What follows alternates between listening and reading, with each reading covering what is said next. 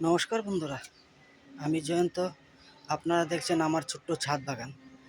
আজকে আরেকটা আম দেখাবো। এই আমটার নাম হচ্ছে চিয়াংমাই। 6টা ধরেছে। দেখুন তার কালার কি সুন্দর, সাইজ দেখতে খুব সুন্দর।